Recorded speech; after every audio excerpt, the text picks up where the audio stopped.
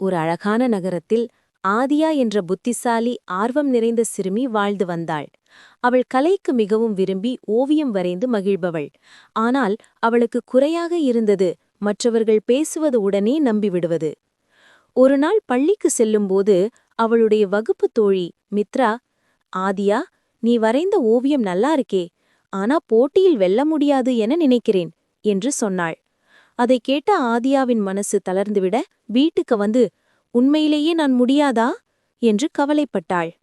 அதே மாலை அவளது பாட்டி அவளை கவனித்து, என்னடி குட்டி, ஏன் முகம் சுளிச்சிருக்க என்று கேட்டார். ஆதியா எல்லாமே பாட்டியிடம் சொன்னாள். பாட்டி சிரித்துக்கொண்டு அவளை வீட்டின் வழியில் அழைத்து சென்றார். 2 விளக்குகளை ஏற்றி, இந்த 2 நிழல்களைப் பாரு. ஒன்று உன் முன்னால் வருகிறது, அது உன் சந்தேகங்கள்.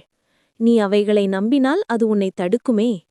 மற்றொன்று உன் பின்னால் வரும் நிழல், அது உன்னுடைய திறமைகள், உன் நம்பிக்கை, அது எப்போதும் உன்னோடு இருக்கும் என்று மெதுவாக கூறினார்.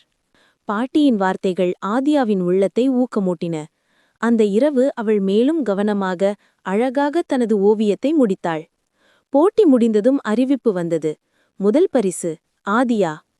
ஆதியா மகிழ்ச்சியில் பாட்டியை அணைத்து, பாட்டி, நான் என்னை நம்பினதால்தான் ஜெயிச்சேன். மற்றவர்கள் நம்மை பற்றி என்ன சொல்கிறார்கள் என்பது முக்கியமல்ல, நம்மை நாமே நம்பினால் ஏதும் சாத்தியமே.